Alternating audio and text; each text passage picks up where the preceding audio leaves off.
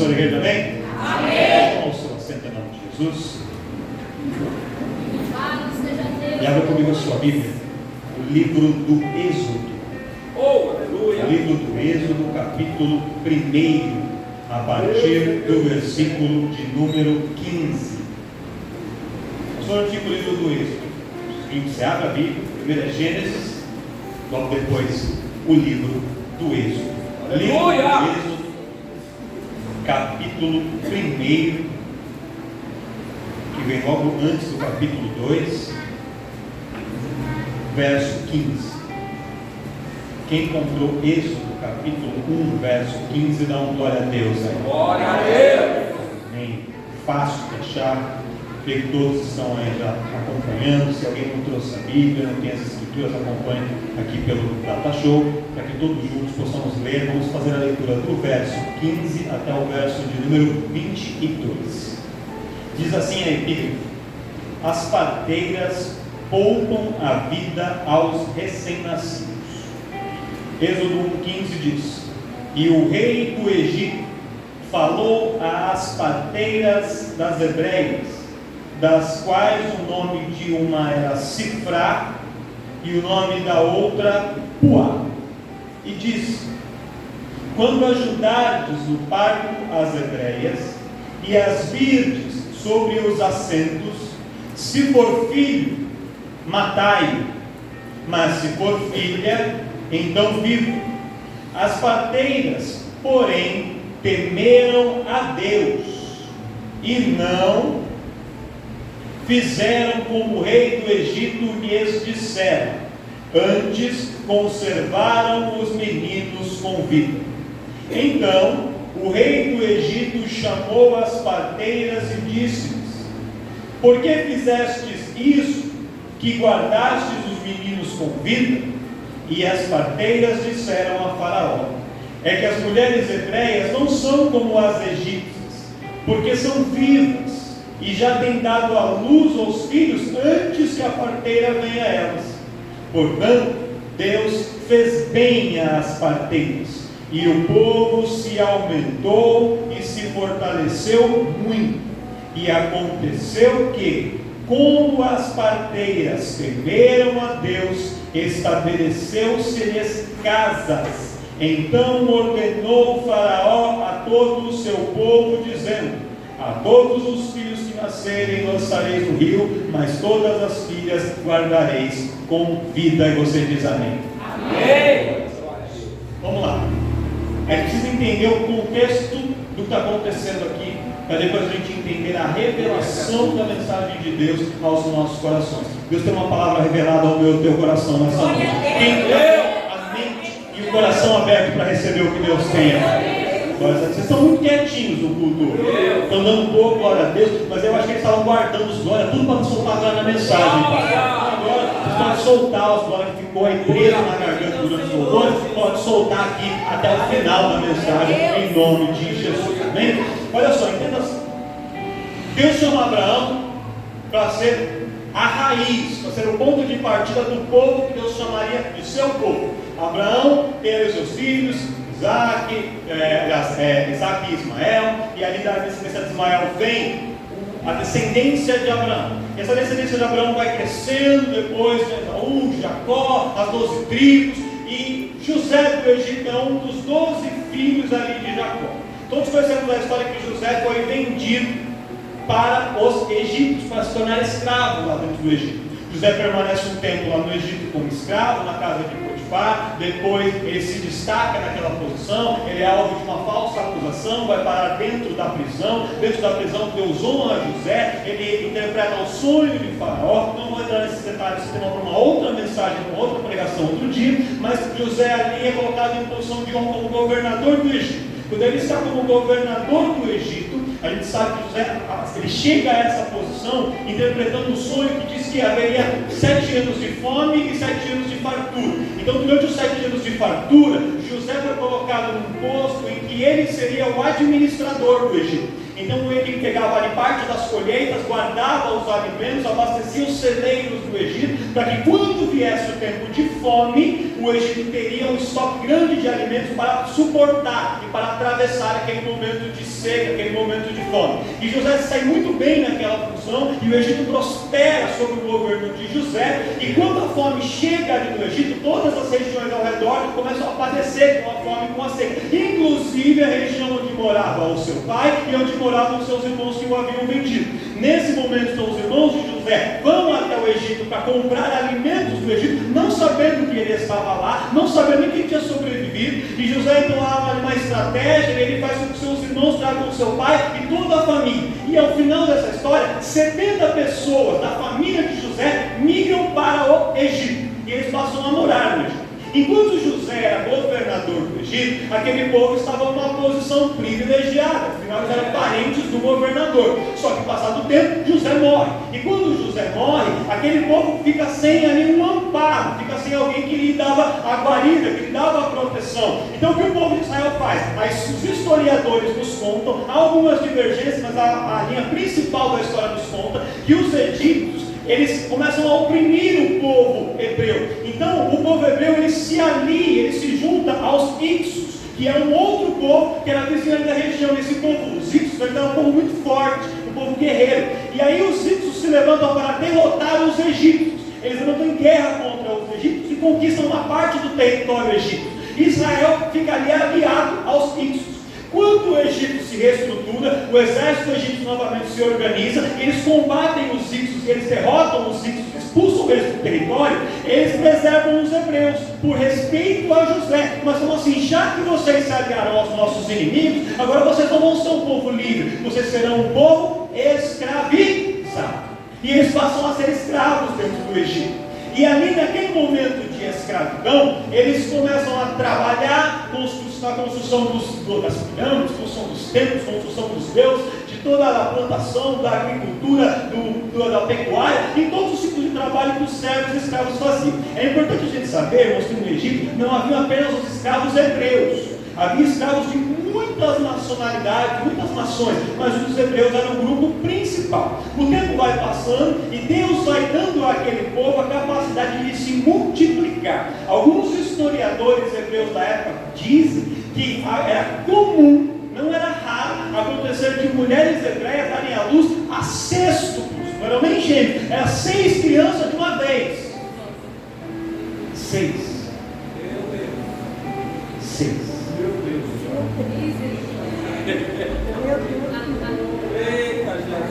As mulheres só me pediram misericórdia por motivos diferentes. As mulheres pensando no parto, os homens pensando na conta. 6. E não era raro. Então aquele povo foi se multiplicando. E passado muitos anos, ele permanece ali nessa condição de escravo, ali por cerca de 400 anos. Passado muito tempo, o povo de Israel chega a totalizar uma população de 2 milhões de pessoas quase no Egito. A população egípcia ainda era maior, ainda tinha mais gente, mas o grupo de escravos era muito grande. Em certo momento, um dos faraós, ele faz um censo, ele faz uma contagem da população egípcia e dos escravos. E ele vê que o número de escravos era muito grande e estava crescendo mais do que a população egípcia ao longo do tempo. E que em pouco tempo o número de escravos poderia tornar-se maior. E aí ele começa a ficar com medo, porque ele pensa assim: se o grupo de escravos for maior do que a nossa população, o que eles podem fazer? Eles podem se organizar num exército, lutar contra nós, nos derrotar e tomar o Egito para eles. Então o que a gente tem que fazer? A gente tem que diminuir a população dos israelitas. Só que a gente não pode matar os homens que estão agora, porque a gente precisa deles para trabalhar. Mas a gente vai impedir que novos meninos nasçam. Por quê? Porque os meninos eram que se tornariam os homens, os futuros soldados. Eles não temiam que as mulheres fossem lutar. Eles temiam que os homens fossem pegar em armas e lutar e fossem derrotar os exércitos egípcios. Então o faraó tem uma estratégia. Qual que é a estratégia? Ele manda chamar 2 das parteiras hebreias, 2 mulheres, e o nome de uma dessas mulheres, ou melhor, segundo a tradução original, diz que elas eram conhecidas como, não necessariamente esse era o nome delas, esse não era o nome, esse era uma espécie de apelido, era a forma como elas eram conhecidas. Uma delas era conhecida por Sifrá, ou no hebreu original por Shifrá, e a outra como Puá. Sifrá significa exuberante, linda, bela, maravilhosa, de bela aparência. E Puá significa mimado, que cuida, que zela, que mima, que protege. Esse era o significado dos nomes delas. E essas mulheres, elas não eram as únicas parteiras do Egito. Se havia 2 milhões de pessoas lá, e as mulheres davam à luz direto, porque imagine, irmãos, naquele tempo, uma mulher egípcia escravizada, com a família toda escrava, eles não tinham muitas alegrias, não tinham como passear, eles não tinham momentos de lazer. O que era a alegria das mulheres, ainda mais uma mulher hebreia, era dar à luz, era ter filhos. Ter os filhos era para elas um motivo de grande alegria. Então as mulheres estavam à luz, quando passava o momento de resguardo já engravidava de novo, e ela usava muitos filhos. Então se estimava que naquela época havia cerca de 500 parteiras trabalhando em Israel, ali no Egito, com as mulheres hebreias. Cerca de 500 mulheres eram parteiras ali. Só que a Sifrá e a Puá, elas eram as líderes das parteiras. Elas eram as responsáveis, elas eram as chefes das parteiras, eram as pessoas mais influentes dentre as parteiras. Por isso que Faraó, quando foi chamar alguém, não chamou 500, ele chamou as 2 representantes, as 2 líderes. Eu quero ter uma conversa com vocês. E aí chamou as 2 no palácio. E aí ele olha para aquelas 2 mulheres hebreias, escravas, que trabalhavam como parteiras, que tinham uma vida corrida, várias atividades que elas faziam. Então eu quero ter uma reunião com você. Imagina o Faraó, uma reunião com elas. E quando elas chegam lá, não sabiam o que ia acontecer. E Faraó fala para elas o plano que ele tinha. Meu plano é, quando vocês forem fazer o parto das mulheres hebreias, quando a criança estiver saindo do ventre da mãe, vocês vão ver. Se a criança for menina, coloca no bercinho e deixa em paz. Mas se a criança for menino, já sufoca ele ao sair do ventre e mate o menino no momento do seu nascimento. Irmãos, pare e pensa comigo. Qual que é a função de uma parteira? A função de uma parteira é ajudar alguém a dar à luz, é ajudar alguém a trazer vida. A parteira ajuda a gerar vida. Só que a proposta de Faraó era que, ao invés de ser alguém que trouxesse vida, aquelas mulheres seriam agentes para trazer morte.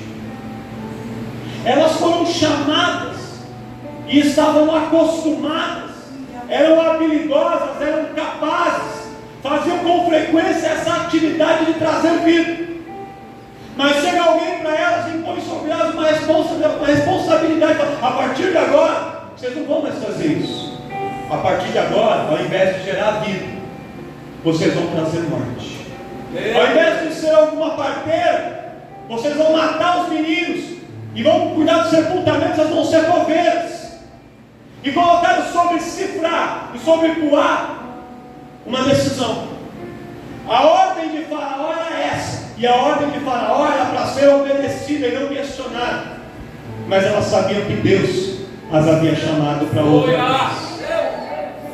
A ordem da sociedade da época, do governante da época, do líder político da época era uma, mas a ordem de Deus era outra, era diferente. E elas tinham que tomar uma posição e decidir se elas continuariam sendo parteiras ou se elas passariam a ser coveiras, se elas seriam alguém que ia trazer vida ou se seria alguém que ia trazer morte. Elas foram colocadas numa posição em que elas tinham que decidir quem elas seriam e o que elas fariam. E a palavra do Senhor nos conta aqui em Êxodo capítulo 1 que Sifrá e Puá olharam para Faraó, com certeza na sua carne, no seu lado humano, elas sentiram medo de desobedecer, mas elas tinham no coração a certeza de que era mais importante obedecer a Deus do que obedecer ao homem, que era mais importante fazer e cumprir a missão que Deus havia colocado sobre as suas mãos. E diz a palavra que elas temeram ao Senhor, cumprir a ordem de matar os meninos, mas de deixar os meninos com vida. O mundo mandou matar, mas elas decidiram dar vida. O mundo mandou acabar, mas elas decidiram dar vida. O mundo queria transformá-las em ovelhas, mas elas continuaram a se comportar como parteiras, dando vida e trazendo esperança.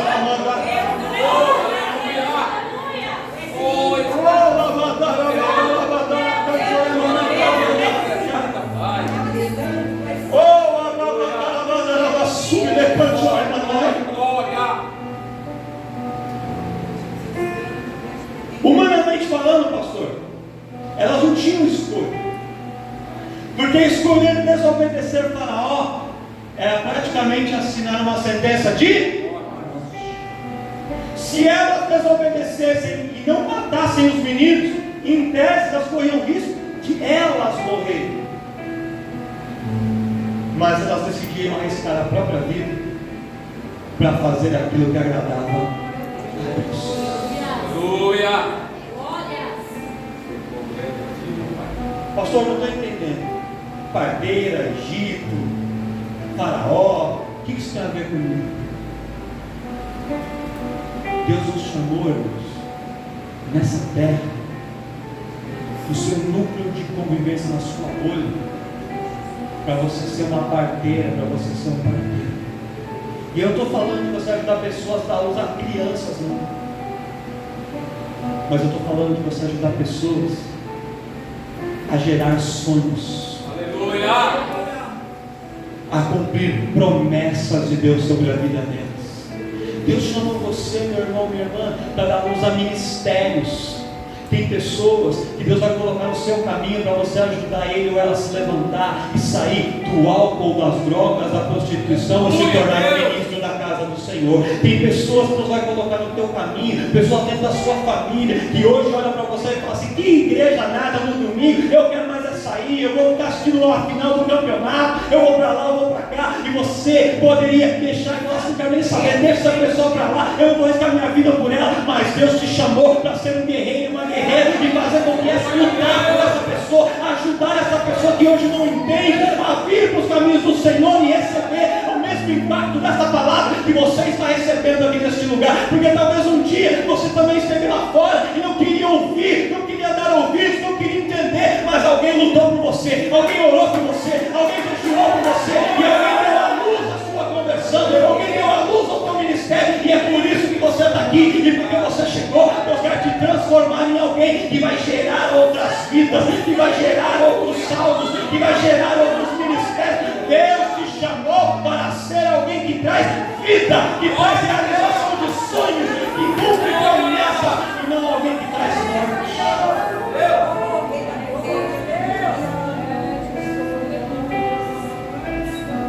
O mundo se divide em dois grupos, em qualquer área da vida: os que dão a luz e os que matam.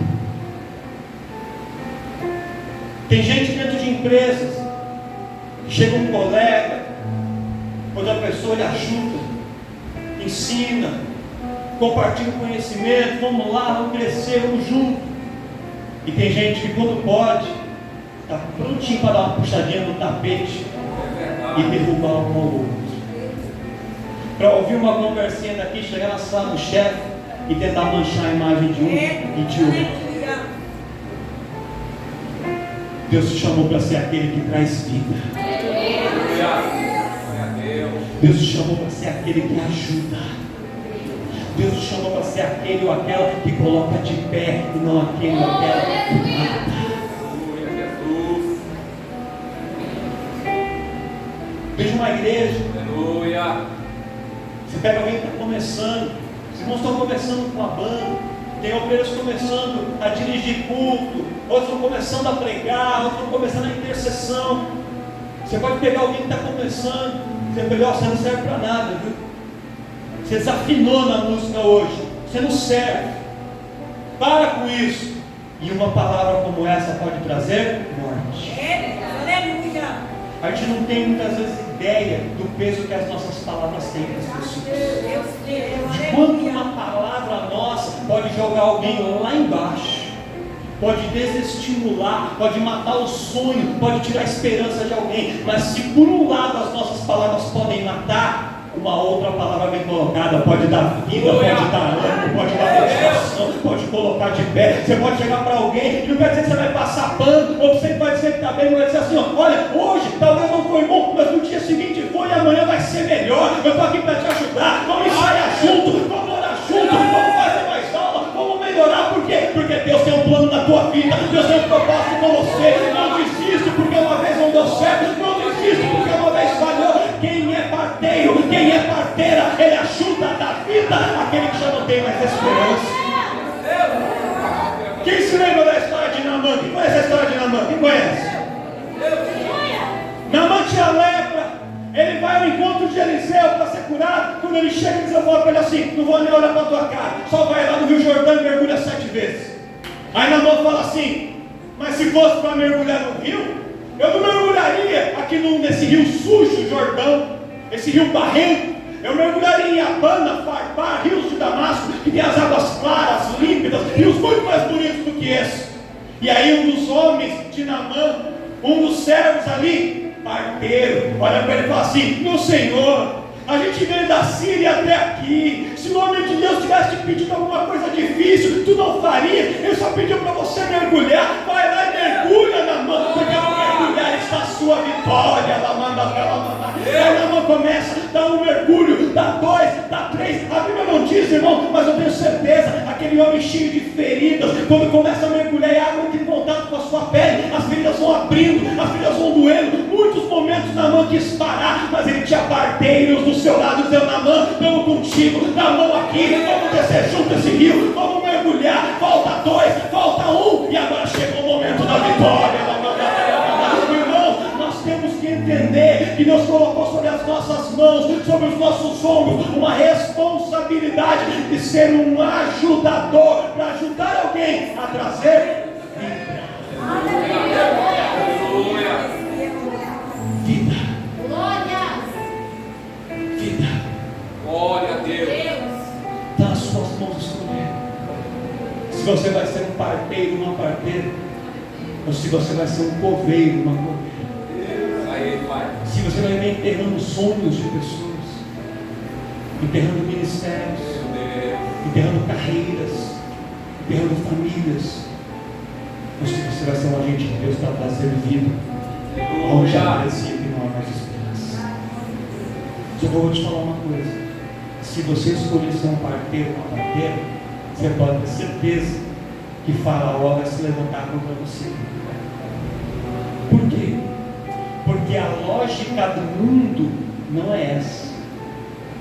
Quando dentro de uma empresa você decide ser aquele que ajuda, estou falando para você dizer: você é trouxa, você é um otário, você é um bobo, porque não é assim que as coisas funcionam.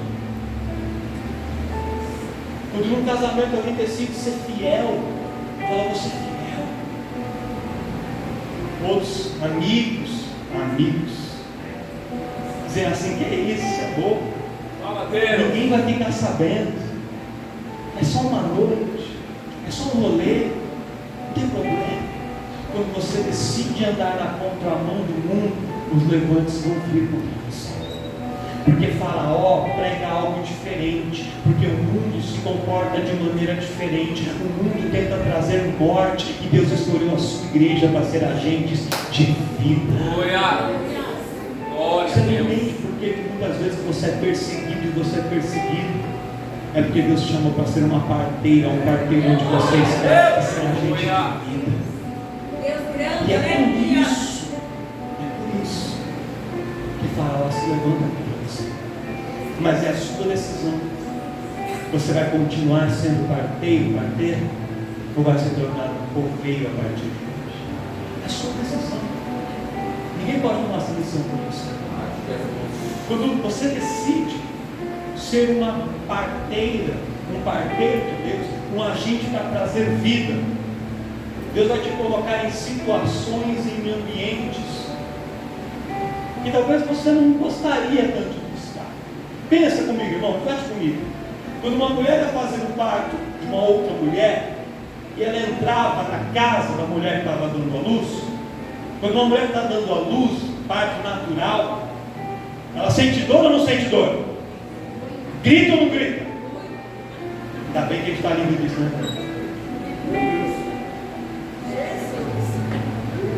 Misericórdia. Talvez você vai ter que entrar em lugares onde há choro, onde há dor. Quando uma parteira entrava na casa de alguém, ela entrava no lar de uma mulher que estava ali fragilizada. Naquele momento de dor, momento de aflição, o parteiro e a parteira de Deus, alguém que é chamado por Deus para trazer vida, ele não entra somente no momento da festa, não é só na hora do churrasco, não é só na hora da pizza de noite, é muitas vezes no momento de dor.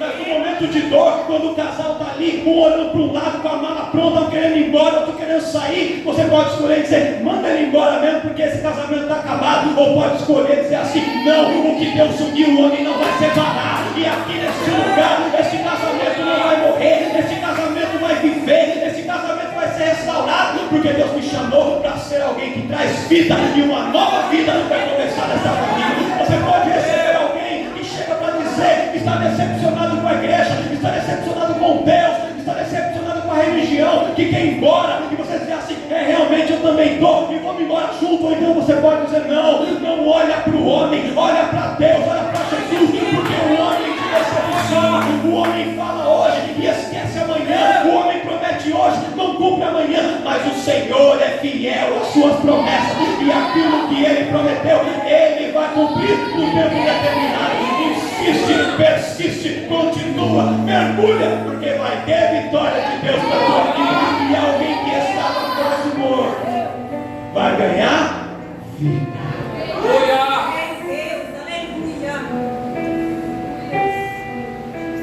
Nem sempre alguém foi chamado para trazer a vida, vai entrar nos ambientes mais tranquilos.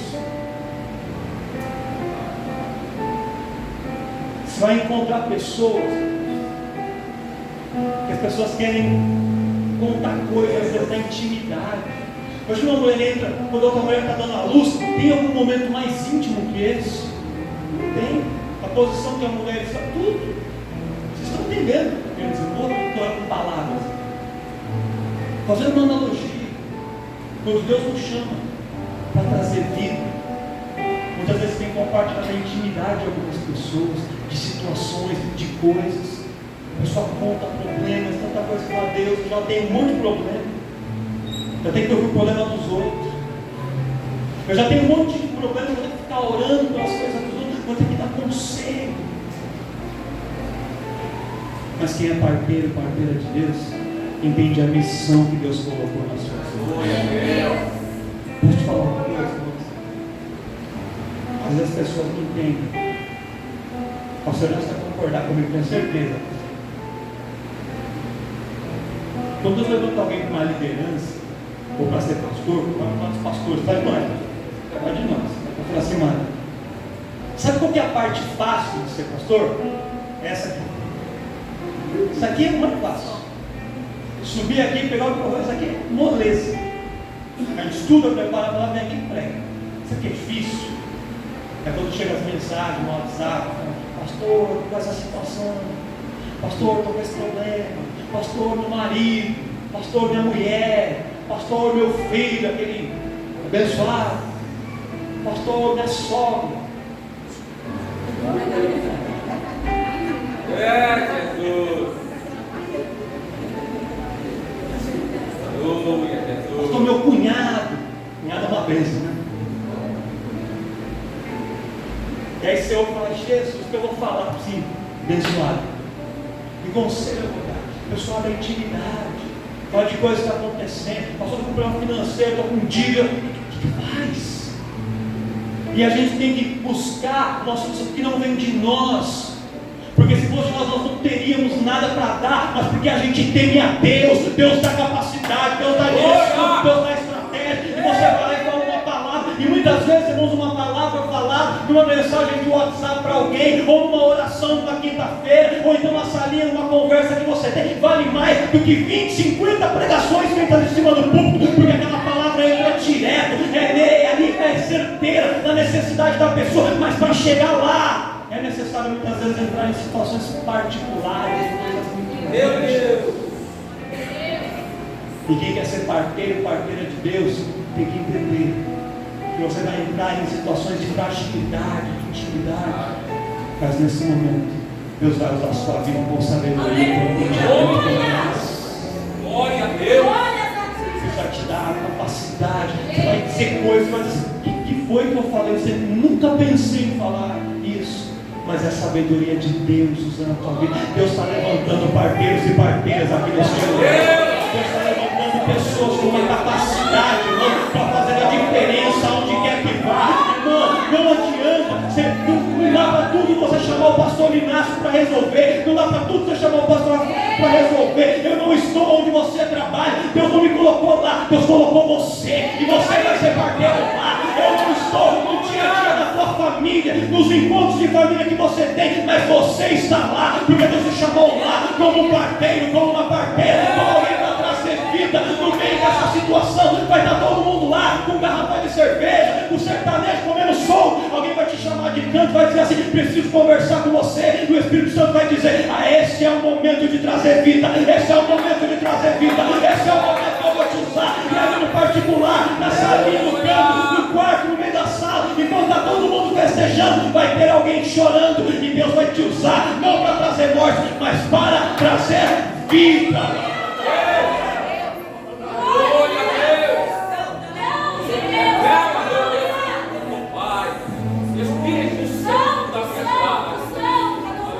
Olha para o irmão do teu lado e fala assim: você está entendendo o que Deus está falando com você? Oh, aleluia. Louvado seja Deus. Espírito Santo da verdade.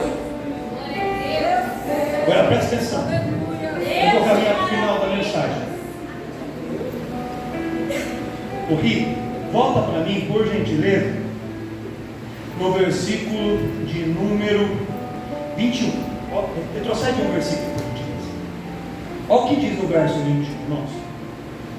Acompanha comigo. Ele diz assim: e aconteceu que, como as parteiras temeram a Deus, estabeleceu-se as casas. Pastor, não entendi. Vou te explicar. Tem a explicação simples e tem uma explicação mais profunda. Vou te dar as duas. Primeiro, isso é simples de entender, e no final com certeza você vai dar uma glória a Deus bem gostoso. Quem ajuda os outros a crescer, Deus faz ele e ela crescer também. Quem ajuda os outros a ganhar vida, quem ajuda pessoas a dar à luz a promessas, a dar à luz a sonhos, a gerar coisas espirituais, sobrenaturais, maravilhosas, quem ajuda pessoas a dar à luz a bênçãos, é abençoado, exaltado, honrado e capacitado por Deus também. Elas ajudaram as mulheres a dar à luz para ter as suas descendências, e por isso Deus estabeleceu para essas mulheres as suas próprias famílias, as suas próprias casas, as suas próprias descendências. Já que elas ajudavam os outros a ter, Deus deu para elas também. E isso aqui é uma resposta para pessoas que dizem assim: pastor, eu oro por todo mundo, Deus abençoa os outros, não me abençoa. Não abençoa ainda, mas vai chegar a tua vez, porque Deus vai te abençoar. Ai, pastor, eu aconselho todo mundo, mas não tem ninguém para falar comigo. O Espírito Santo está te dando direção hoje, porque assim como você é canal de bênção para os outros, Deus vai levantar canal de bênção para a tua vida também, porque o Senhor vai honrar aquele e aquela que ajuda a dar vida. Olha o seu irmão para frente, você entendeu? Só foi fácil. Presta atenção.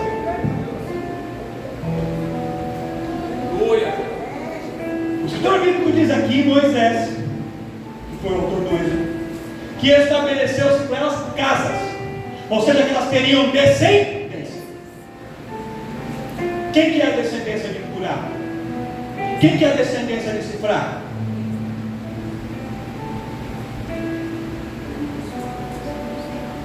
Ninguém sabe. Por quê? Porque não existe na Bíblia nenhuma descendência que venha com a origem do nome dessas duas mulheres.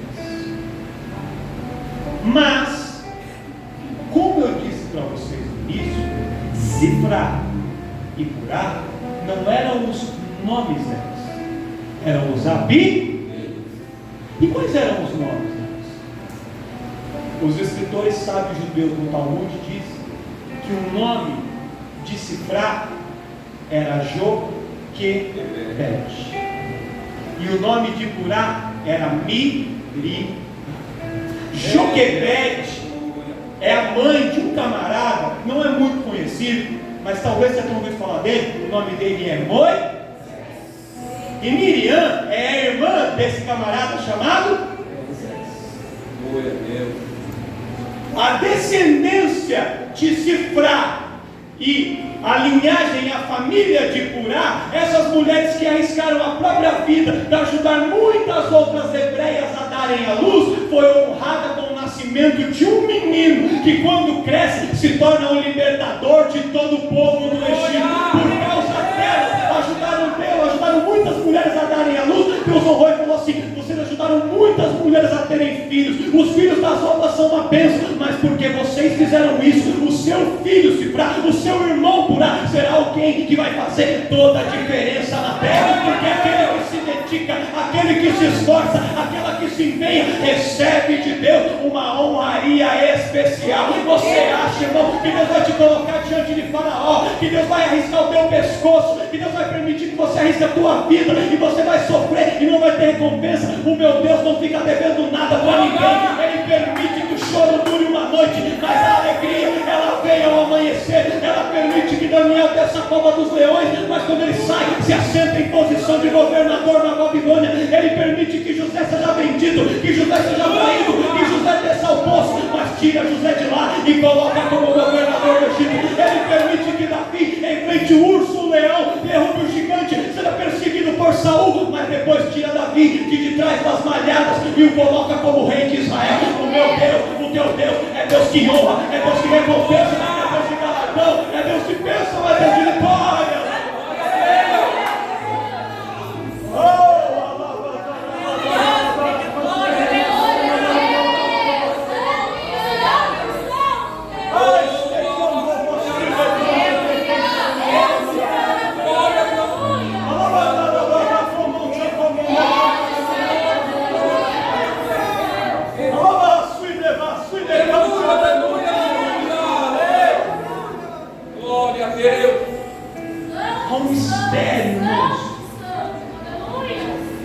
Em ajudar alguém que muitas vezes não pode retribuir. Quando você ajuda alguém que vai te devolver o favor. Sabe quando alguém vai fazer aniversário? Aí você pensa assim, fala, fulano vai fazer aniversário. Ei, tem que comprar presente para ele, né? Aí o que você faz? Você lembra do seu último aniversário e o que foi que aquela pessoa te deu de presente. Aí se a pessoa te deu um presente bom, fulano me deu um presente caro, né? Tem que dar um presente bom para ele também, porque ele me deu. Agora se o fulano não te deu nada, ou deu um par de meia, aí você fala assim, você deu uma meia?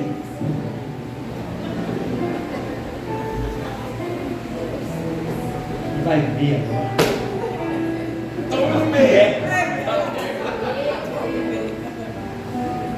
Olha para o seu irmão e fala, você não faz isso não, né? Nunca fez isso.